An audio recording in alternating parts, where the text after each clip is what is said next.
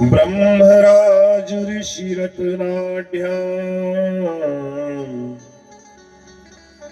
वंदे भारत मातरम्। ओम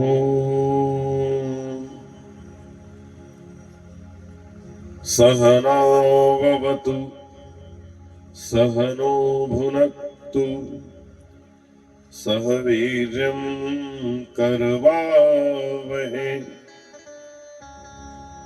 तेजस्विनावधीतमस्तु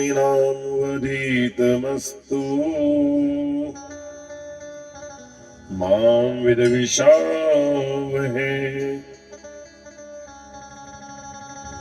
बोलिए श्री कृष्णचंद्र भगवान की, बोलिए महाकाल महाराज की,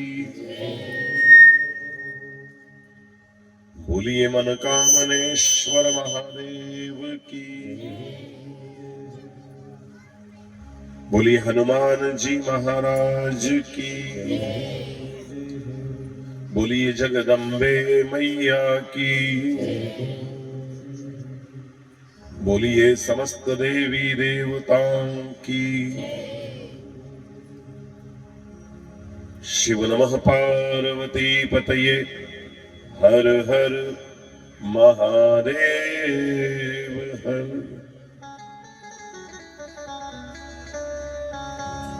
परम पूज्य सद्गुरुदेव के श्री चरणों में बार बार वंदन करते हैं, प्रणाम करते हैं। जो आपके गांव में देवी देवता विराजमान हैं, इस पूरे गांव में विभिन्न स्थानों पर बैठे हुए देवी देवताओं को व्यासपीठ से सादर प्रणाम। आपके नगर में जो ब्राह्मण देवता, साधु संत और सिद्ध मूर्तियां रहती हैं, उनको भी सबको व्यासपीठ से प्रणाम। जो भी आपके नगर में भगवत भक्त हैं, जो भगवान की आराधना करते हैं, जो राष्ट्र देव के उपासक हैं, ऐसे सभी भगवत भक्तों, राष्ट्र भक्तों को मैं व्यासपीठ से सादर प्रणाम करता हूं। अपने अमूल्य समय में से समय निकालकर जो भी इस कथा पांडाल में आए हैं, मैं बाहर गांव से पधारे हुए उन सभी भगवत भक्तों को भी सादर प्रणाम करता हूं। और हमारे अंबा पीथनपुर की समस्त माताएं बहनें और भाई बंधु जो भी इस पंडाल में बैठे हैं, उनको भी व्यासपीठ से मेरा सादर प्रणाम है। और मेरे परम स्नेही मित्र संत पूज्य श्री रमण जी महाराज पधारे हैं, आपका भी बहुत बहुत स्वागत, अभिनंदन। मंदिर के भगवान श्री मनकामनेश्वर जी के पुजारी श्रीमान मदन जी भाई हमारे पास बैठे महाराज, इनका भी आत्मीय अभिनंदन। साथ ही प्रत्येक वो कार्यकर्ता जो इस कार्य को सजाने में, संवारने में लगे हैं, जो घर का काम छोड़ करके इस धर्म के कार्य को संपादित करने में लगे हैं, उन सभी कार्यकर्ताओं को व्यासपीठ से प्रणाम करते हुए मैं आज की कथा का शुभारंभ करता हूं। आज तीसरे दिन की कथा है। तीसरे दिन की कथा बड़ी महत्वपूर्ण होती है। जीवन में 3 परिवर्तन आते हैं।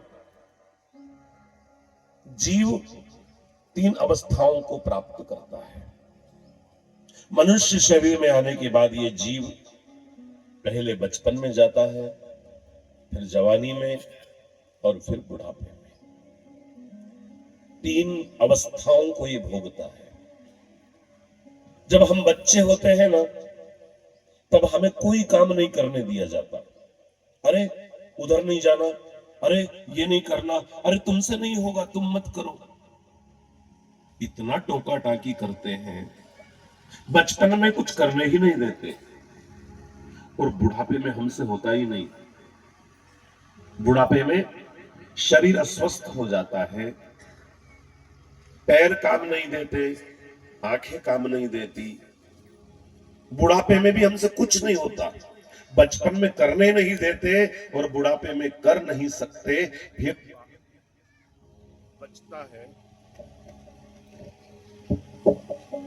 बचता है केवल यौवन, जवानी का जो समय है उसमें हम कर सकते हैं बहुत कुछ, लेकिन उस समय हमें फुर्सत नहीं होती।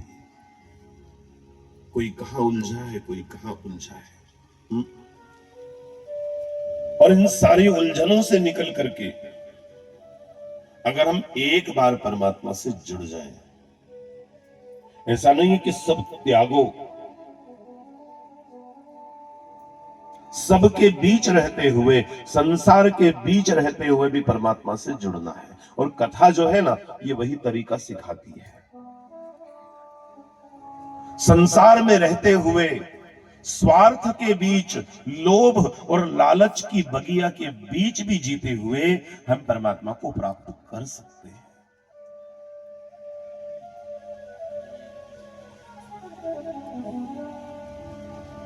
ये शिव टेकरी धन्य हो गई आज, आप सभी यहां पधारे। काली देवी से श्रीमद् भागवत समिति के जितने भी कार्यकर्ता आए हैं, मैं उनको भी सादर प्रणाम करता हूं। वास्तव में समाज को धर्म से जोड़ना ये कार्य बड़ा महत्वपूर्ण है।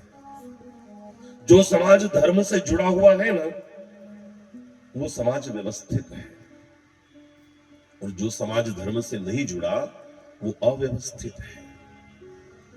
इसलिए जो समाज के श्रेष्ठ लोग हैं, श्रेष्ठ लोग हर समाज में होते हैं, संपन्न लोग भी हर समाज में होते हैं, गरीब लोग भी हर समाज में होते हैं, अनपढ़ लोग भी हर समाज में होते हैं। ऐसा नहीं है कि मैं ब्राह्मण हूं तो ब्राह्मण समाज में बुरे लोग नहीं होते होंगे। रावण का नाम सुना आपने? ब्राह्मण ही था। महर्षि वेदव्यास जिन्होंने ये श्रीमद् भागवत कथा लिखी, कहते हैं कि जितने भी अच्छे और बुरे लोग हैं वो सब हैं।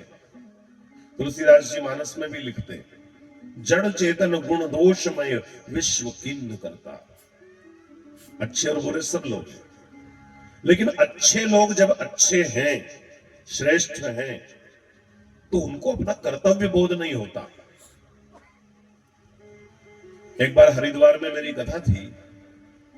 भगवान ने शरीर से अभी तक 17 प्रांतों में 687 कथाएं करवाई है, और 688वीं कथा आपके बीच में सुना रहा हूं। तो एक बड़े संत थे राम सुखदास जी महाराज, बड़ा नाम है उनका, अब नहीं रहे, शरीर छूट गया। जब भारत माता मंदिर हरिद्वार में पूज्य परमानंद जी महाराज के सानिध्य में श्रीमद् भागवत कथा थी, और एक सामान्य से संत, बिल्कुल दुबला पतला शरीर, एक भगवा दुपट्टा नीचे और ऊपर बनियान पहने और कोने में बैठ करके, सभा मंडप पक्का बना हुआ था, उसमें कथा थी, वो बैठकर कथा सुनते, कथा के बाद चले जाते। मेरी भी कोई विशेष श्रोताओं में बाद में मिलने का ऐसा कोई अवसर मिलता नहीं, कोई परिचय दे तो पता चलता कौन है। तो जो कथा के आयोजक थे उनमें से एक ने कहा कि आपको राम सुखदास जी महाराज ने मिलने के लिए आग्रह किया है, तो उनके आश्रम पे अपने को चलना है। तो मैंने कहा कि वो मिलेंगे क्या? बोले मिलेंगे क्या, वो तो रोज कथा सुनने आते। मैं तो चौंक पड़ा, क्योंकि उन्होंने तो बड़ी बड़ी पुस्तकें लिखी है, और उनकी पुस्तकें पढ़ करके तो मैं कथा सुनाता हूं, और वो कथा सुना रहे हैं, बड़ा कथा सुन रहे हैं, बड़ा आश्चर्य था। जिनकी पुस्तकें पढ़ करके और जिनके दृष्टांत अपन कथाओं में सुनाते रहते हैं, वो खुद अगर कथा सुनने बैठा हो और बाद में पता चले, पता नहीं कहां गलतियां हुई होगी, उन्हीं की बातें अपन सुना रहे थे, हैं? सब एक दूसरे से जुड़े हैं। एक घड़ी की दुकान थी, तो एक व्यक्ति एक कंपनी में काम करता था, वो कंपनी में काम करने वाला कर्मचारी रोज अपनी घड़ी का टाइम मिलाता, क्योंकि उस कर्मचारी को कंपनी के मजदूरों को छुट्टी देने का और वापस ड्यूटी पे लगाने का काम था। मिल में भोंपू बजता है ना, सायरन, कि ये छुट्टी हो गई, कि ये दूसरी पारी काम पे लगेगी, ऐसे तो वो ये काम करता था। तो वो रोज घड़ी मिलाता कि ऐसा नहीं हो कि थोड़ी मुझसे देर हो जाए। अगर जल्दी छुट्टी दे दूंगा तो मालिक का नुकसान है, थोड़ा काम ज्यादा होता, और अगर देर से छुट्टी दूंगा तो मजदूर का नुकसान है, इसलिए सही समय पर छुट्टी होनी चाहिए। और रोज घड़ी मिलाता। एक दिन वो घड़ी साज जो था दुकान वाला, उससे रहा नहीं गया। उन्होंने की कि दादा ऐसी बेकार घड़ी क्यों पहने जो रोज मिलानी पड़े, बेच दे, दूसरी ले ले। बोले नहीं, घड़ी तो सही है। बोले फिर क्यों मिलाता है? उसने कहा दादा वो जो सामने कंपनी है उसमें मैं काम करता हूं, और 12 बजे मजदूरों की पाली चेंज होती, 8 बजे फिर चेंज होती, तो मुझे भोंपू बजाना पड़ता है। तो इसलिए मैं घड़ी मिलाकर जाता हूं कि कहीं छुट्टी गलत टाइम पर ना होए। घड़ी वाले ने माथा कूट लिया। उसने कहा हमारी सब घड़ियां हम इस मिल के भोंपू से मिलाते हैं कि मिल का भोंपू गलत नहीं बज सकता, बराबर 12 बजे बजता है। तो उसके आधार पर हम अपनी घड़ियां सारी सेट करते, कभी इधर उधर हो जाए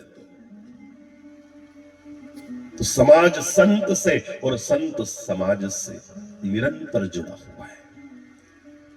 धर्म व्यक्ति से और व्यक्ति धर्म से निरंतर जुड़ा हुआ है। ये जो थोड़ा बहुत इधर उधर हो जाते हैं ना, उनको जोड़ने के लिए कथा है, समय मिलाने के लिए कथा है। तो राम सुखदास जी महाराज ने मिलने के लिए बुलाया। ये सुन करके मेरी उत्कंठा बढ़ी। मिलने गया तो एक शर्म जैसा था, ग्लानी जैसा था। जो राम सुखदास जी की पुस्तकें पढ़ते हैं उनको ये ध्यान में होगा कि उनकी किताब पर फोटो नहीं छपता। वो किताब पर फोटो नहीं छपवाते, केवल किताब जारी करते हैं। तो उनका फोटो देखा नहीं, इसलिए उनको देखा नहीं, किताबें जरूर पढ़ी। स्वाध्याय स्वभाव में है, मानस में नाम वंदना, गीता साधक संजीवनी, एक से एक उन्होंने पुस्तकें लिखी। तो वहां जाकर मैंने प्रणाम किया ग्लानी से। मैंने कहा महाराज आप कथा में पधारे, पर मैं क्षमा चाहता हूं कि आपको पहचान नहीं पाया। वो मुस्कुरा दिए, कुछ नहीं बोले। बोले मध्य प्रदेश उज्जैन से आया है। मैंने कहा हाँ। तो कथा क्यों करते हो तुम, कथा क्यों कहते हो, क्या कारण है कथा कहने का? अब कोई साधारण आदमी प्रश्न करे तो कुछ भी जवाब दिया जा सकता है, लेकिन जब इतना बड़ा संत प्रश्न पूछ रहा है तो एक एक शब्द तोल के बोल रहा है। और मुझे तो यह लगता है कि अगर उत्तर देना नहीं आए तो चाहे जो बोलने की बजाय चुप रहना ज्यादा ठीक है। मौन सबसे बड़ा उत्तर है। बोलना नहीं आए तो फिर चाहे जो नहीं बोलना, बोलना ही नहीं। चुपचाप हो गया, मैं तो कहीं भी नहीं बोला। महाराज बोले क्यों करते हो तुम कथा? मैं कुछ नहीं बोला। तो फिर उन्होंने ही उत्तर दिया कि बिगड़े हुए लोगों को सुधारने के लिए कथा करते हो क्या? फिर भी मैं कुछ नहीं बोला। तो उन्होंने ही उत्तर दिया कि बिगड़े हुए लोगों को सुधारने के लिए अगर कथा कहते हो तो तुम फेल हो जाओगे, क्योंकि लोग कोई सुधर रहा है क्या है? जैसे दगड़ा होता है कि नहीं, भाटा, दगड़ा, आप क्या बोलते हैं पत्थर को? पत्थर होता है ना, भाटा। तो वो जो भाटा होता है ना, उस भाटे की एक विशेषता है। जब बरसात होती है, बारिश होती है, तो भाटा गीला हो जाता है। और जब बरसात बंद हुई, बारिश बंद हुई और जब हवा चली कि वो भाटा फिर सूख जाता है। तो ऐसे अपन भी गुरुजी आए, सत्संग में जाकर बैठे, कथा सुनी तो पूरे तरबतर हो जाते हैं सत्संग की गंगा में। और जहां गुरुजी गए और जहां जमाने की हवा लगी कि वापस सूख कर वैसे के वैसे हो जाते हैं। तो अपन भी सब भाटे हैं, भाटे, कई काम के नहीं। तो महाराज कहते हैं कि अगर बिगड़े हुए लोगों को सुधारने के लिए कथा कह रहे हो तो तुम फेल हो जाओगे, क्योंकि जिनकी तुम कथा सुना रहे हो ना, वो खुद आए हैं यहां पर दुनिया को बदलने के लिए। तुम राम कथा कहते तो राम नहीं आए थे क्या? तुम कृष्ण कथा कहते तो कृष्ण नहीं आए थे क्या? गौतम बुद्ध, महावीर, नानक, जिनकी भी तुम कथा सुनाओगे वो सब यहां आकर के परेशान होके जा चुके हैं। और वो खुद अगर इन बुगड़े हुए लोगों को नहीं सुधार पाए तो तुम कैसे सुधारोगे? बोलो, किनके लिए करते हो कथा? कोई शब्द नहीं है तो चुप रहो। मैं चुप था। बाबा बोले जा रहा है, आनंद आ रहा है। कभी कभी ऐसी एक तरफा बातचीत में भी बड़ा आनंद आता है। केवल बैठ जाओ बस। जैसे इत्र बेचने वाला होता है ना, इत्र समझते ना, सेंट बेचने वाला आता है अटैची लेके। अपने पास खरीदने के पैसे नहीं है ना, मत खरीदो। केवल उसके पीछे जाके खड़े हो जाओ, दूसरे खरीदेंगे, वो अटैची खोलेगा, लोगों को बताएगा, तो अपने को फ्री में खुशबू आएगी। अपने को कुछ करना ही नहीं है। इसीलिए राम जी शबरी माता से कहते हैं कि प्रथम भक्ति संतन कर संगा। जैसे इत्र बेचने वाला सेंट की खुशबू रखता है, ऐसे ही संत महापुरुष भगवान की भक्ति की खुशबू रखते हैं। और उनके सानिध्य में हम रहेंगे ना तो अपने आप ही खुशबू आएगी, अपने आप ही भक्ति प्रकट होगी अंदर से, अपने आप भक्ति जागेगी। कुछ भी नहीं करना, केवल संतों का सानिध्य, बाकी सब अपने आप। मैं कुछ नहीं बोला। महाराज बोले कि अगर तुम ये सोच रहे हो कि जो अच्छे लोग हैं, ज्ञानी लोग हैं, जो कथा का आयोजन करते हैं, जो तैयारियां करते सारी, उनके लिए तुम कथा कह रहे हो तो भी तुम गलत कर रहे हो। वो तो सब सुधरे हुए, उनको तो पता है कि गाय माता को रोटी देना है, उनको तो पता है कि द्वार पे कोई साधु आए तो कुछ भी देना है, उनको तो पता है कि तुलसी क्यारा आंगन में होना चाहिए, उनको तो पता है कि एकादशी का व्रत रखना है। वो तो सब समझते, उनको क्या समझाओगे तुम? और अगर तुम सुलझे हुए लोगों के लिए, समझदार लोगों के लिए कथा कर रहे हो ना, तो उनका नुकसान कर रहे हो। अरे भाई, तुम्हारे 3-4 घंटे वो कोई काम करते, कोई धंधा करते, कोई व्यवसाय करते, अब तुम्हारे कारण बुरा व्यक्ति तो कथा सुनने आएगा नहीं, आएगा तो सुधरेगा नहीं। और जो सुलझा हुआ बेचारा वो 4 घंटे बैठा रहेगा तो धंधे से दूर हुआ। तो तुम तो नुकसान कर रहे। काहे के लिए कर रहे कथा? किसको सुनाने के लिए? क्या उलझन रही होगी, आप सोचो। उस समय मेरी दशा, दुर्दशा कहूंगा मैं तो, उस समय जो मेरी दुर्दशा थी। इतना बड़ा संत जो गीता प्रेस गोरखपुर का प्रमुख रह चुका है कभी, जिसने कल्याण का संपादन किया है, जो बड़े बड़े शास्त्रों का लेखक है, वो इतना सरल और साधारण एक गमछा लपेटे और बनियान पहने बाएं वाली, और मेरे सामने बैठा है और मैं उत्तर देने में असमर्थ हूं। तो मैंने कहा कि बाप जी क्षमा करें, मैं आपके प्रश्नों का उत्तर नहीं दे पा रहा। तो फिर बंद कर दे, कथा क्यों कर रहा है? मत कर, आ जाइए, एक कमरा तेरा इधर ही गंगा किनारे, जाना नहीं अब। मैंने कहा बाप जी 3 जगह की तारीख बुक है पहले से, वहां से वहां कथा, और उन लोगों ने तैयारियां, पर्चे पत्रक छपवा लिए। बोले वहां किसको सुनाएगा कथा फिर? तो संपूर्ण शक्ति समेट करके और राम जी से अनुमति लेके मैंने उत्तर दिया। मैंने कहा महाराज जी, हमारे यहाँ एक कहावत प्रचलित है, लोग कहते हैं कि एक पापी नाव में बैठ जाए तो वो पूरी नाव को डुबा देता है। ये कहावत है, लेकिन मैंने इस कहावत को पलट दिया है गुरुदेव। बोले कैसे? मैंने कहा मेरा सूत्र ये है कि पूरी नाव पापियों से भर दो, और एक पुण्यात्मा भी अगर उस नाव में बैठा रहे तो वो उस नाव को डूबने से बचा लेता है। एक पुण्यात्मा। सारा गांव भले ही पापी हो जाए, लेकिन एक भी पुण्यात्मा अगर गांव में पड़ा है ना, तो समय पर वर्षा होती है, समय पर अन्न उपजता है, खेती बढ़िया, क्योंकि उस एक व्यक्ति के लिए भगवान सब करते हैं। वो एक के सहारे सबको मिल जाता है। गुलाब के फूल के चक्कर में लोग कांटों को भी तो सींचते हैं कि नहीं, कि चलो इस पर गुलाब आएगा, फूल आएगा। आज कांटे हैं तो हैं, लेकिन कभी तो फूल आएगा ना। हम्म? तो महाराज जी, जब हम देखते हैं कि जो गलत रास्ते पर चल रहा है वो बहुत सुखी है, जो अन्याय कर रहा है, जो लोगों को लूट खसूट कर रहा है, कभी कभी हम देखते हैं कि वो बड़ा मजे में है। तो आपको पता है, जब सारी नाव पापियों की भरी हो और एक पुण्यात्मा हो, भगवान डुबाना चाहता है नाव, लेकिन वो जो धर्मात्मा है ना, वो भगवान के रास्ते का रोड़ा है। आप देखना, जो ज्यादा धर्म कर्म पे चलेगा बहुत तकलीफें आती है। जो भी धर्म की राह पर चले हैं, ये कथा इसलिए तो सुनते हैं अपन, चाहे वो प्रहलाद रहा हो, चाहे वो ध्रुव रहा हो, चाहे वो मीरा रही हो, चाहे वो विभीषण रहा हो, जो भगवान की राह पर चले हैं उनको बहुत कष्ट उठाना पड़ा है। क्यों उठाना पड़ा?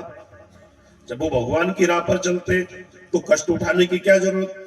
लेकिन वास्तव में वो भगवान के रास्ते के रोड़े हैं, अच्छे लोग, क्योंकि पूरी नाव पापियों की भगवान डुबोना चाहता, लेकिन वो एक अच्छा फंसा हुआ है, इसलिए भगवान मजबूर है उसको किनारे पर लगाने के लिए। तो भगवान क्या करते हैं कि उस अच्छे व्यक्ति को कष्ट देते हैं, और अच्छे व्यक्ति को कष्ट इसलिए देते हैं कि ये भी पार्टी बदल ले, ये भी बुरा हो जाए, ये भी पाप करने लगे, तो नाव डुबोना मेरे लिए सहज हो जाए, सबके साथ साथ डुबो दो।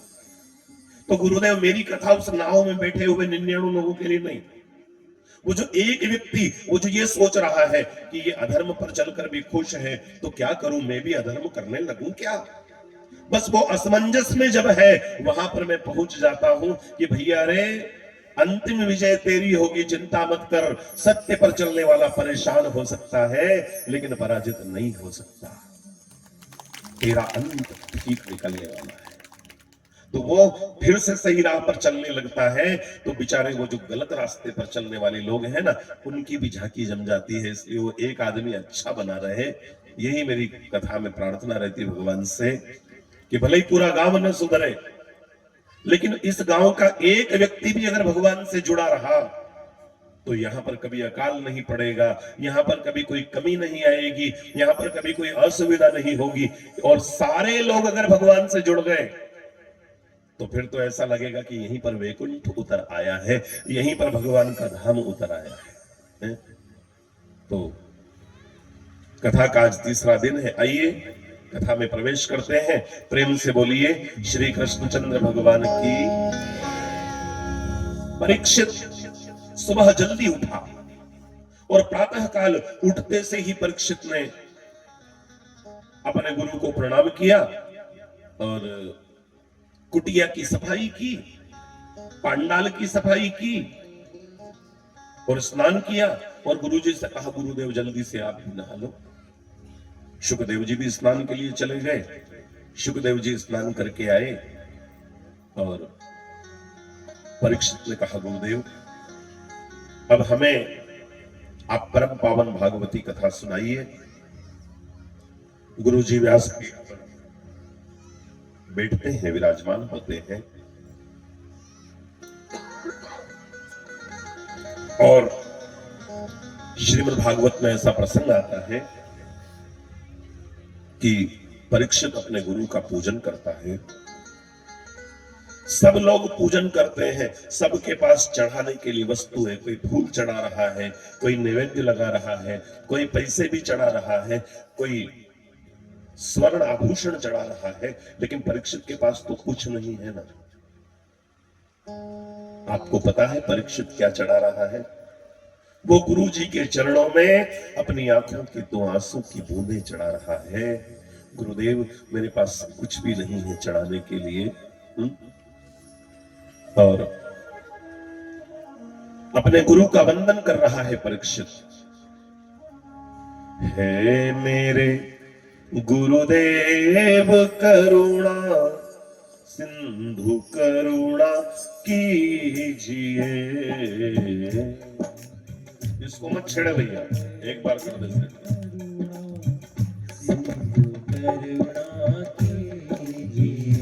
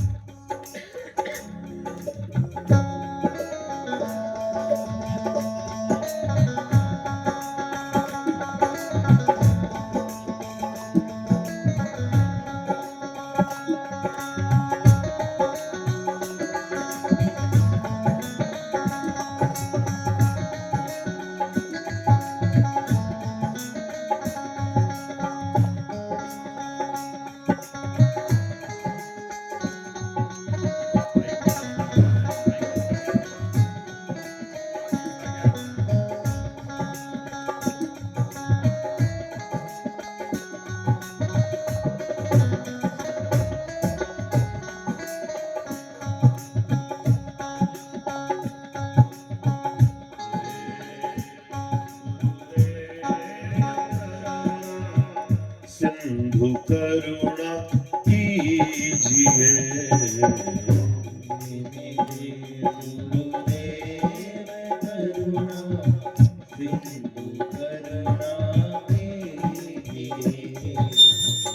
हूँ अधम आधीन अशरण, अब शरण में लीजिए।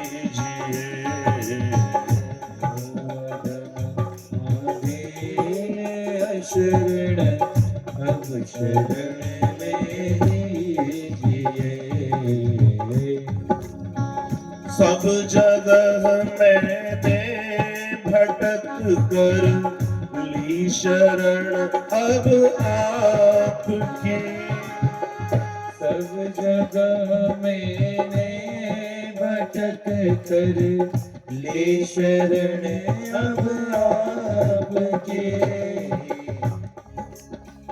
सब जगह मैंने भटक कर ली शरण अब आपकी। सब जगह मैंने भटक कर ली शरण अब आपकी। पार करना या न करना दोनों मर्जी आपकी। पार करना या न करना दोनों मर्जी आपकी। हे मेरे गुरुदेव करुणा सिंधु करुणा कीजिए। हे मेरे बड़ा सरल गाता हूँ, आप भी साथ साथ गाएंगे, आनंद आएगा। सिंधु करुणा कीजिए।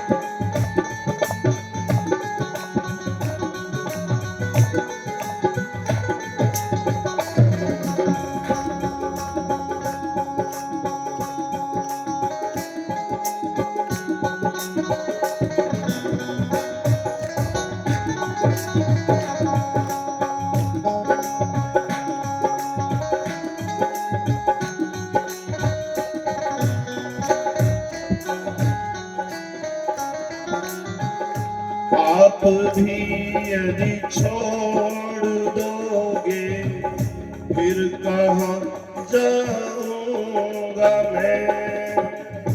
आप भी यदि छोड़ दोगे फिर कहाँ जाऊंगा मैं। सागर से नाव कैसे पार कर पाऊंगा। और सागर से नाव कैसे पार कर पाऊंगा मैं। है मेरे गुरुदेव करुणा सिंधु करुणा कीजिए। हे मेरे गुरुदेव करुणा सिंध करुणा कीजिए।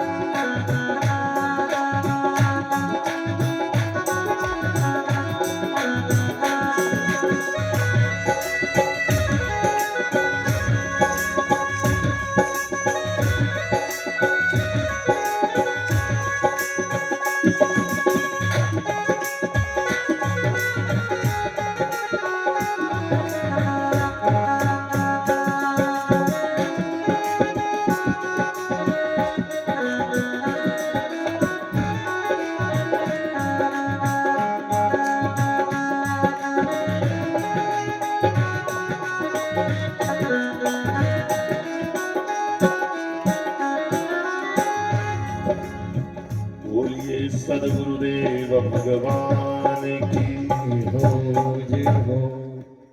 गुरु जीवन में जो अंधेरा है उसको प्रकाश में बदलता है। गुरु की हमें बहुत आवश्यकता है। इसलिए मिले कोई समर्थ महापुरुष, मिले कोई परमात्मा का प्यारा, मिले कोई ऐसा संत जो हमारे जीवन को परमात्मा से जोड़ सके, तो उसके चरण पकड़ के निवेदन करना कि गुरुदेव, बालक नरेंद्र जब रामकृष्ण परमहंस जैसे गुरु के चरण छूता है तो गुरुदेव उसे स्वामी विवेकानंद बनने का आशीर्वाद दे देते हैं। एक साधारण से मराठा सेनापति का लड़का शिवा जब समर्थ रामदास जैसे गुरु का सानिध्य पाता है तो वो भी वीर शिवाजी बनकर के हिंदू राष्ट्र की स्थापना कर देता है। एक साधारण सा बकरी चराने वाला चरवाहा चंदू जब चाणक्य जैसे गुरु का सानिध्य पाता है तो विश्व विजेता सिकंदर को वो भारत से भागने पर मजबूर कर देता है और चंद्रगुप्त मौर्य बन करके मगध का सम्राट बन जाता है। एक तुलसीदास जब नरहरिदास जैसे संत का सानिध्य पा लेते हैं तो वो भी राम कथा के लेखक बन जाते हैं। एक साधारण सा लुटेरा वालिया भील जब नारद जी जैसे गुरु का सानिध्य पा लेता है तो वो भी महाकवि वाल्मीकि बन करके रामायण जैसे ग्रंथ की रचना कर देता है। इसलिए अगर गुरु मिल जाए तो जीवन में कुछ भी असंभव नहीं होता। गुरु अगर प्राप्त हो जाए तो जीवन में कुछ भी असंभव नहीं होता। इसलिए गुरु का सानिध्य बहुत जरूरी है। श्रीमद् भागवत कहती है कि परीक्षित अपने गुरुदेव का वंदन करके, अपने गुरुदेव का पूजन करके और फिर कथा श्रवण करने के लिए बैठता है। प्रेम से बोलिए श्रीमद् भागवत महापुराण की। और ऐसे पावन अवसर पर आप पधारे हैं। सुखदेव जी परीक्षित को कथा सुना रहे हैं। परीक्षित कहता है गुरुदेव, जब व्यक्ति को पता चल जाए कि उसकी मृत्यु आने वाली है तो वो क्या करेगा? आसन्न मृत्यु मनुष्य को क्या करना चाहिए? परीक्षित अपने गुरु से प्रश्न भी करता है। अपनी जिज्ञासा अगर है ना तो गुरु से आप उसका समाधान करवाया करो। गुरु कैसा भी हो, गुरु कैसा दिखता है ये महत्वपूर्ण नहीं है। बात को समझना। आजकल अच्छा होना जरूरी नहीं माना जाता, अच्छा दिखना जरूरी माना जाता है। लोगों के विचार बदल गए हैं। अब अच्छा होना कोई नहीं चाहता, अच्छा दिखने की होड़ में लगे हैं लोग। मैं अच्छा हूं कि नहीं इससे कोई मतलब नहीं, मैं अच्छा दिखता हूं कि नहीं इस पर सारा ध्यान केंद्रित है। और अच्छा दिखाने का 1,20,000 करोड़ का कारोबार है विश्व का, अच्छा दिखाने का। उसमें सारी कॉस्मेटिक है, सारे छद्म विज्ञापन भरे पड़े हैं। 2 सप्ताह में गोरे हो जाएंगे, 1 सप्ताह में गोरे। हर कोई गोरा होना चाहता। अरे भाई, काला होने में क्या अर्ज है? मेरे कृष्ण कन्हैया भगवान वो भी तो सांवरे हैं, हैं? राम जी भी तो सांवरे हैं। लेकिन हर कोई अच्छा दिखने की होड़ में लगा है, अच्छा बनने की कोशिश कोई भी नहीं कर रहा कि मैं अच्छा बनूं। अच्छा दिखने से क्या होगा भाई? मन भी तो शुद्ध होना चाहिए ना। कबीर ने बड़ी सुंदर वाणी में लिखा है, कबीर बड़े अच्छे संत हुए हैं देश में, और कबीर लिखते हैं, मन मेला तन उजला, मन मेला तन उजला, बगुले जैसा रंग, इससे तो कौआ भला, जो तन मन एक ही रंग।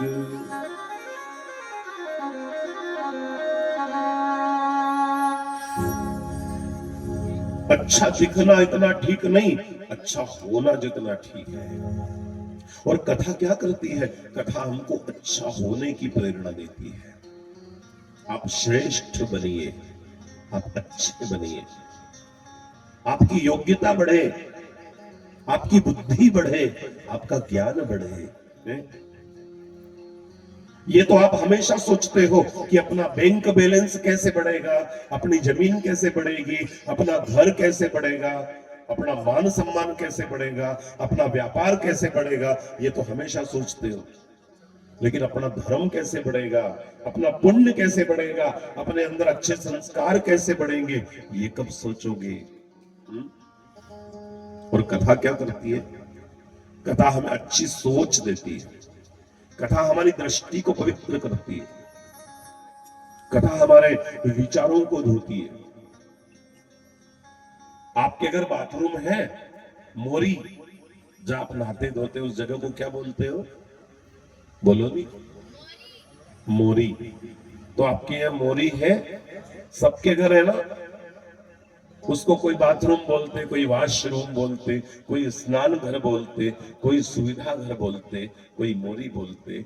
बहुत बड़ा नहीं रहता है वो, 4-5 फीट चौड़ा, 4-5 फीट लंबा, इतना सा रहता है ना। बोलो नहीं। तो आप जब उसमें एक बात समझना, जैसे वो मोरी है ना, जैसे ये भी मोरी है, ये भी बाथरूम है, कथा पांडाल। जो मैं समझाना चाहता हूं वही समझना, अपनी मर्जी से मत समझना। वो है छोटी वाली मोरी और यह है बड़ी मोरी। वो जरा सा 4-5 फुट का जो छोटा सा कमरा है ना, जब आप उसमें घुसते हो तो कैसे रहते हो? मुंह से बास आ रही है, कपड़े गंदे हो रहे हैं, बाल खराब हैं। लेकिन 20-25 मिनट जब आप अंदर बिता करके वापस बाहर निकलते हो तो फिर आप कैसे होते हो? मुंह से क्लोजअप की खुशबू आ रही है, शरीर से लक्स की खुशबू आ रही है, कपड़े अच्छे पहने हुए हैं, कहीं भी जाने के लिए तैयार हैं।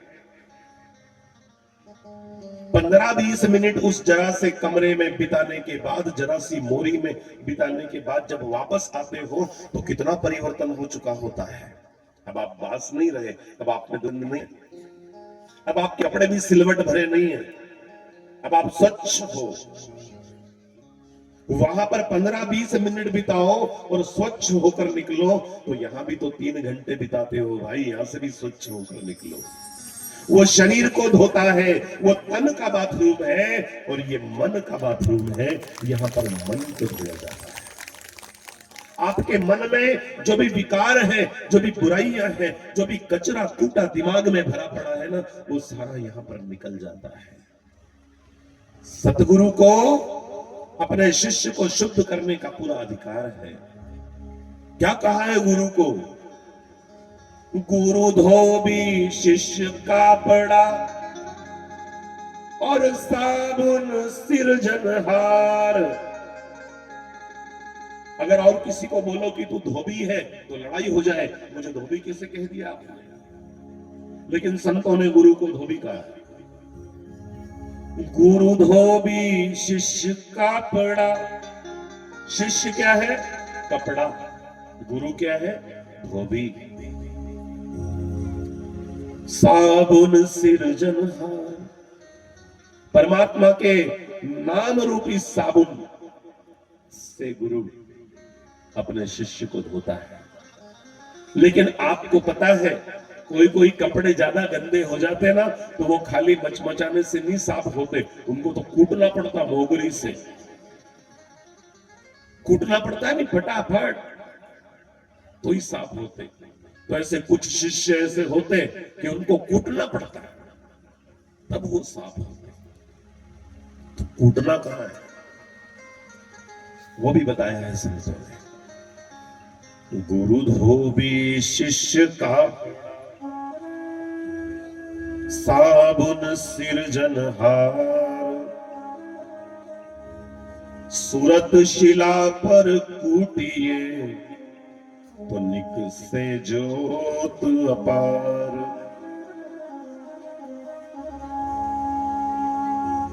सतगुरु मेरा सूरमा। और आगे बढ़कर के सदगुरु को क्या कहा? सतगुरु मेरा सूरमा, करे शब्द की चोट, मारे गोला प्रेम का और हरे भरम की ओट। उससे भी आगे चलकर क्या कहा है गुरु को? कितनी जवाबदारियां दे रखी इस एक जीव को परमात्मा ने। गुरु कुम्हार शिष्य कुंभ है। यहां पर गुरु को कुमार कर दिया बाप ने। गुरु कुमार। कुम्हार देखा है? कुम्हार जानते हो? जो मटके बनाता है। एक मटका, एक गारा, एक मिट्टी का ढेर। वो कहता है कि मैं किसी के काम में आना चाहता हूं गुरुदेव, मुझे योग्यता दीजिए। तो कुमार गुरु ने कहा कि मिट्टी तुझे योग्य बना तो दूंगा, लेकिन परेशान थोड़ा होना पड़ेगा। कोई बात नहीं गुरुदेव, मैं परेशान होने को तैयार, आप बोलो क्या करना। गुरु जी ने कहा चल, भरा तगारी में और ले आए अपने घर। डाल दिया वहां खाने में और उसमें पानी डाला ठंडा ठंडा, और पांव से गूंदने लगे। शिष्य ने कहा गुरुदेव मुझे दर्द हो रहा है। गुरु जी ने कहा बेटा, समाज के काम में आना चाहते हो तो दर्द तो सहना पड़ेगा। खूब गूंदा पांव से, गारे का एक पिंड तैयार किया। जब उस मिट्टी को एक आकार मिला, उसको एक स्वरूप मिला, तो गारा खुश हो गया। उसने कहा अरे वाह, मैं तो शिवलिंग जैसा, शिव जी की जलाधारी जैसा बन गया। वहां पर एक पहिया था घूमने वाला, चाक, चक्र। वो कुमार उसको डंडे से घुमाता था। तो वो जो गारे का लोंदा था ना, वो पिंड उस कुमार ने उठाकर उस पहिए पे रखा और एक डंडा लिया और उस पहिए को जो घुमाया। वो गारा बोला अरे गुरुजी चक्कर आ रहे हैं, मेरे को चक्कर आ रहे हैं। गुरुजी ने कहा बेटा, 84 के चक्कर से अगर बचना है तो गुरुजी के चक्कर खा लो, तो 84 के चक्कर से बच जाओगे। खूब घुमाया और घूमने लगा, और गुरुजी उसको थपेड़े मारने लगे और उसको एक आकार मिल गया। जो हाथ का स्पर्श मिला, गुरु के कोमल हाथों का स्पर्श जब उस गारे को मिला, तो एक मटके का आकार उसने प्राप्त कर लिया और गुरु ने उतार कर नीचे रख दिया। अब तो गारा इतराने लगा। उसने कि वाह गुरुजी, आपने तो क्या मेरा स्वरूप बदल दिया। कहां मैं गारा पड़ा हुआ था और कहां आपने, अब तो मैं काम में आने जैसा हो गया ना। गुरुजी ने कहा नहीं बेटा, अभी तो तुझे और बड़ा करूंगा मैं, इतना सा थोड़ी, तुझे और वृद्धि देनी है मुझे। और सुबह सुबह उठे कुमार गुरुजी और फटाफट ठोकने लगे उसको। लोगों ने कहा लो, ये कैसा गुरु है, अपने ही शिष्य को ठोक रहा है। लेकिन उनको नहीं मालूम कि अंदर हाथ का सहारा भी दे रखा है, ऊपर से ठोकना है लेकिन अंदर सहारा भी देना है। गुरु कुमार शिष्य कुंभ है, गड़ गड़ काढ़े खोट, अंदर हाथ सहार दे, बाहर मारे चोट। बाहर से उसको ठोक ठोक कर एक बड़ा आकार दे दिया, इतना बड़ा मटका हो गया। अरे वाह गुरुजी, आपने तो मुझे बहुत बड़ा कर दिया, अब तो मैं लोगों के काम में आ सकता हूं ना। गुरुजी ने कहा नहीं बेटा, अभी तो तेरी अग्नि परीक्षा होगी, ऐसे थोड़ी काम में आएगा, तुझे अभी तो आग में तपाऊंगा मैं। क्या गुरुजी तपना पड़ेगा? बोले हाँ बेटा, जमाना तपाए इससे बढ़िया है कि गुरु ही तपा दे। जो तपे तपाए रहते हैं ना, वो जमाने की उलझनों से नहीं डरते। तो ऐसा प्रसंग आता है भक्तमाल कथा में कि गुरुजी कहते हैं कि मैं तुझे अग्नि में तपाऊंगा, चारों ओर से लकड़ियां लगा करके, और वो जो मटका है उसको आग में गुरुजी लाल सुर्ख कर दिया, पका दिया। मटका अपने नए स्वरूप को देखकर बड़ा प्रसन्न था। गुरु ने उस पर कुछ सजावट भी की, उसको सजाया भी सही, उसको स्वरूप भी प्रदान किया। गुरुजी अब तो ठीक है। बोले बेटा मेरी ओर से तो सारी परीक्षा हो गई, अब तू समाज के लिए जा, लोगों के काम में आ, सेवा कर। लेकिन एक बात समझना, लोग अपने हिसाब से परीक्षा लेंगे बजा बजा के, मेरी नजर में तो खरा हो गया, पर लोगों की नजर में भी खरा उतरना, तब तुझे परिंडी तक जाने का मौका मिलेगा, नहीं तो नहीं मिलेगा। गुरुदेव, तो 3 लोक 9 खंड में गुरु से बड़ा ना कोई है, करता कर न सके कोई। वो बैठिए, चल रहा है विषय। तो बड़ी ही प्रसन्नता का विषय है कि आप सब लोग यहाँ कथा श्रवण करने के लिए पधारे हैं। और ये जो भागवत की पोथी है ना, ये मेरी कमाई का साधन नहीं है, ये आप तक मैं आ सकूं उसका जरिया है। और इसके माध्यम से आपके बीच आया हूं। मुझे श्रीमद् भागवत कथा कहने के लिए आपने यहां पर आमंत्रित किया है। और वास्तव में भागवत कथा का जो महत्व है, बड़ा सुंदर भी जैन साहब विषय लाए कि 7 द्वीप 9 खंड में गुरु से बड़ा न कोई, करता करे सो कर सके। जो चाहे गुरु वो कर सकता है, लेकिन शिष्य की योग्यता भी इसमें आवश्यक है। शिष्य की योग्यता भी चाहिए। आपको पता है परीक्षित सूर्योदय जब होता, सूरज उगता उसके पहले उग जाता, और सूर्योदय के समय तो कथा शुरू हो जाती थी भाई, और सूरज अस्त होते होते दिन भर कथा चलती। परीक्षित टस से मस नहीं होता, आके बैठा बस और कथा सुनने लग जाता था। आज तक परीक्षित जैसा कोई कथा सुनने वाला पैदा ही नहीं हुआ। ऐसी कथा सुनता था बेटा।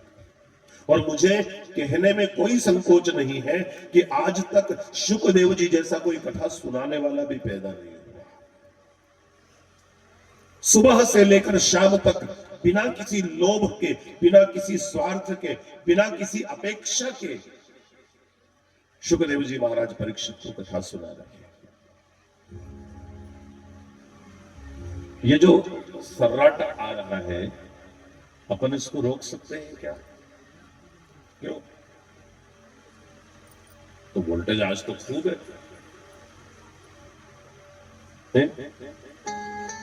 आज तो कोई वोल्टेज की कमी है नहीं है? कल आप कह रहे थे कि थोड़ा सा आंगन टेढ़ा है इसलिए नाचने में दिक्कत आ रही, तो आज आंगन समतल करवा दिया। चलिए ठीक है, प्रयास कीजिए। आप लोगों को आवाज ठीक से आ रही है? बोलिए, सबको ठीक से आवाज आ रही है ना? क्योंकि कथा सुनने के लिए आप आए हो, ठीक है ना, तो सुनने से काम नहीं चलेगा, समझना भी पड़ेगा। क्योंकि कहने वाला कह क्या रहा है और हम समझ क्या रहे हैं, इसमें अंतर नहीं होना चाहिए। तो कहने वाला कहे क्या और अपन समझ क्या में, इसमें अगर अंतर हो गया तो परिणाम अच्छे नहीं आएंगे। इसलिए जो सुनो वही समझना, और जो मैं समझाना चाहता हूं वही समझना, नहीं तो आपकी मर्जी से कुछ और मत समझ लेना। एक घटना मुझे याद आ रही है, एक व्यक्ति की मां बीमार हो गई, मां बूढ़ी थी, गर्म आग हो गई, शरीर तपने लगा, डॉक्टर के पास गया, डॉक्टर मेरी मां बीमार हो गई। डॉक्टर बोला लिया मां को यहां इलाज कर देंगे। वो बोला कि मां थोड़ी बुजुर्ग है और कोई साधन है नहीं लाने का, तो मैं नहीं ला सकता, आप तो दवाई दे दो। डॉक्टर ने लक्षण पूछे, क्या हो रहा है? बोले पूरा शरीर तप रहा है, गर्म आग हो रही है, बिल्कुल अंगारे जैसी तप रही मां। डॉक्टर समझ गया कि इसको बुखार आया होगा, तो डॉक्टर ने एक पैरासीटामोल की शीशी पड़ी थी, वो उतार करके दे दी, ले ये ले जा और हिला करके फिर माताजी को पिला देना, तो वो ठीक हो जाएगी। अब वो घर पहुंचा, शीशी लेके चम्मच लाया और उसने माताजी को 2 बार ऐसे हिला दिया और उसमें से शीशी में से दवाई लेके पिला दी। अब वो खास जो मेन दवाई थी वो तो नीचे जम गई, ऊपर पानी मीठा मीठा चाशनी का, तो वो तो दवा ने कोई असर नहीं किया और डोकरी ठीक नहीं हुई। वो तो और ज्यादा घबराने लगी। घंटा भर हो गया, वापस गया दौड़ा कहीं डॉक्टर कैसी दवा दी तूने, मेरी मां तो ठीक ही नहीं हुई। डॉक्टर ने कहा कि तूने अच्छी तरह से हिला के दवाई पिलाई थी क्या? बोले अच्छी तरह से नहीं हिलाई, बस 1-2 बार हिलाई केवल। उसने कहा अच्छी तरह से हिलाना, ज्यादा दिन हो जाते हैं तो खूब हिलाना पड़ता है, दवाई को खूब हिलाना और उसके बाद पिलाना। उसने की हो, वो घर गया और अपनी पत्नी को बुलाया, आओ गलती अपनी है, ले पकड़ तो टांगड़ा। तो उसने पांव पकड़े और इसने हाथ पकड़े, जो जोर से हिलाने लगे। डोकरी बोली यूं मत कर रहे हो, मरी जाऊंगा। बोले चुप रहे, तू कहीं डॉक्टर थी ज्यादा समझे कहीं? डॉक्टर ने की है कि खूब जोर से हिलाना। और वो दोनों हाथ यहां से डोकरी के नींव हिट गए, हाथ पूरे गांव के लोग इकट्ठे हो गए, ये क्या करा तूने? तेरी माँ के हाथ तूने ही तोड़ दिए। बोले नहीं साहब मैंने कुछ नहीं करा, डॉक्टर ने बोला वो मुझे करना पड़ा। सबके सब डॉक्टर के घर पहुंचे, डॉक्टर बाहर निकल। डॉक्टर बापड़ा थर थर धूजे। डॉक्टर ने की क्या हुआ? ये आप डंडे ने, ये लाकड़ी ने, ये लेके न सब आप आए। बोले तेरी वजह से इसकी माँ के दोनों हाथ टूट गए। डॉक्टर बोला मैंने क्या किया? वो बोले कह रहे डॉक्टर तूने नहीं की कि खूब हिलाना माँ जी को। तो हमने खूब हिलाया। डॉक्टर ने माथा कूट लिया। उसने बोला मैंने कि डॉक्टर ने माथा कूट के रोते रोते कहा बापड़े ने कि मैं यूं बोला था कि दवाई हिला के पिलाना है? अब इसने माताजी को हिलाया और फिर दवाई पिलाई, तो इसमें मेरा क्या दोष है? कहने वाला कहे क्या? पंकज जी थोड़ा ध्यान दे लो जरा। कहने वाला कहे क्या और सुनने वाला समझे क्या सुन करके? अगर इसमें अंतर है तो इसमें सुनाने वाले का क्या दोष है? कहने वाला कह क्या रहा है और समझने वाला क्या समझ रहा है? ये कहने वाले के बस में थोड़ी ना है कि कौन क्या समझ रहा है।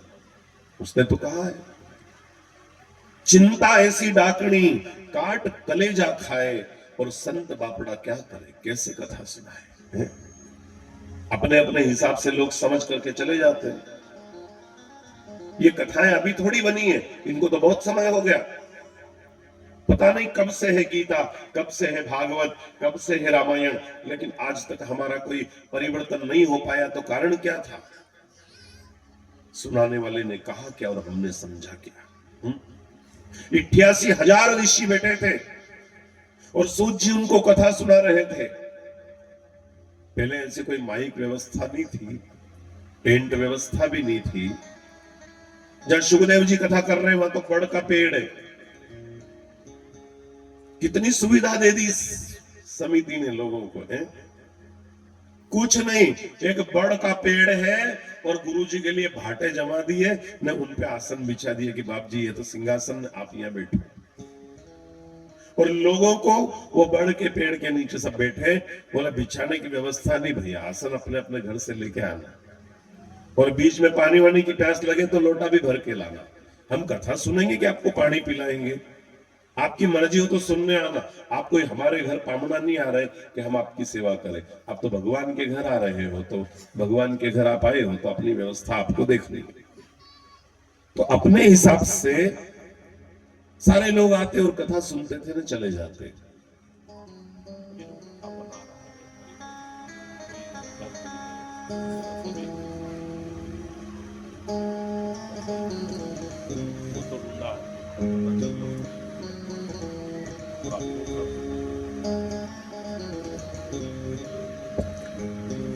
प्रेम से बोलिए श्रीमद् भागवत महापुराण की। वाह, इतनी जोर से जय बोलने के लिए मैं आपका बहुत बहुत आभारी हूं। जब जय बोलने का अवसर आए तो समझना कि अपने को भगवान ने मौका दिया है। क्या इस मुंडे से खाया भी बहुत, पिया भी बहुत, बातें भी बहुत की, लेकिन पहली बार इस मुंडे को भगवान की जय बोलने का अवसर मिला है। तो चूकिए मत और पूरी क्षमता से बोलिए श्रीमद् भागवत महापुराण की जय हो।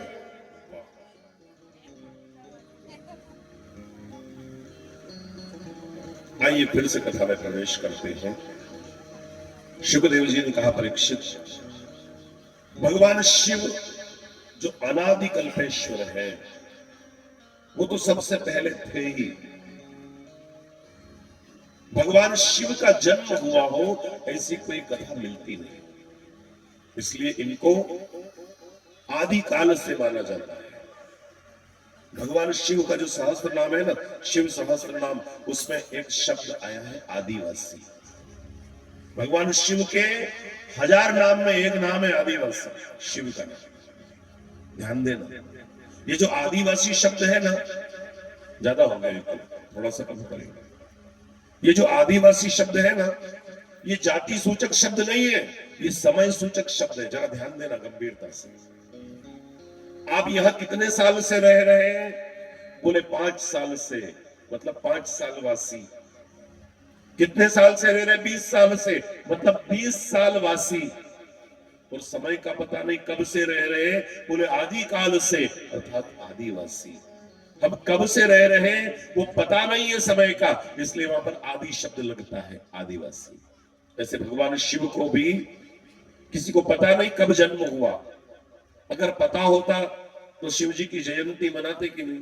जैसे राम जी की जयंती मनाते रामनवमी, कान्हा जी की मनाते जन्म अष्टमी, गणपति बाबा का जन्मोत्सव मनाते गणेश चतुर्थी।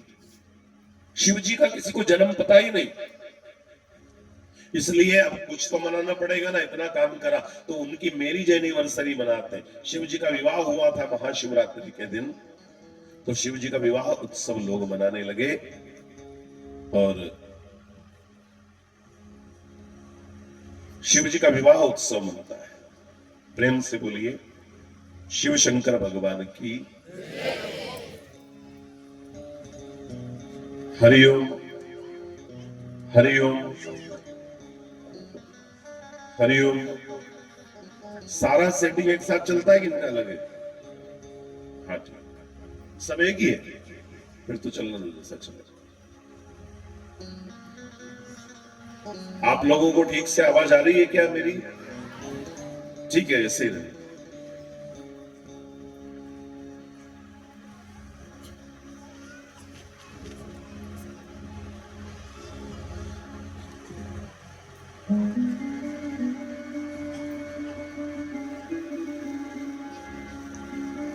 शुकदेव जी कहते हैं, परीक्षित, भगवान शिव तो आदिवासी हैं, अनादि कल्पेश्वर हैं।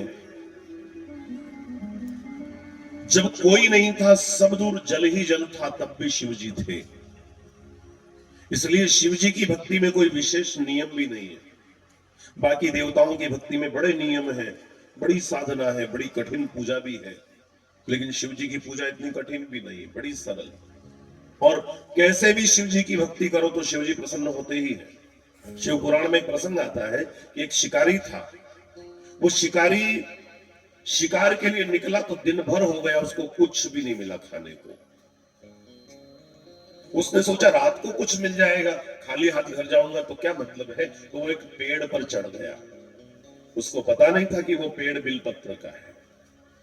अब वो टाइम पास करने के लिए एक पत्ता तोड़े बिलपत्र का और फेंके, तो वहां पर नीचे एक शिवलिंग रखा था। एक संत थे और वो मिट्टी से शिवलिंग बनाते थे हर जगह। जहां भी उनको शाम हो जाती तो, लेकिन बिगाड़ते नहीं थे। वो बनाते थे, बिगाड़ते नहीं थे। तो वो बना के पूजा करते और प्रणाम करके चल देते थे। तो उसने वहां पर, वो बाबा ने बनाया था शिवलिंग, वो बाबा तो चला गया। अब इसको मालूम नहीं कि यहाँ पे क्या है, ये पेड़ क्या है कि क्या नहीं। वो तो टाइम पास करना था, तो ऊपर से एक एक पत्ता तोड़ करके फेंकने लगा। जब 108 बिलपत्र के पत्ते उसने तोड़कर फेंक दिए तो शिवजी वहां पर प्रकट हो गए। उन्होंने कहा, बोल क्या वरदान चाहता है, जो मांगेगा वो मैं दूंगा। वो तो डर गया।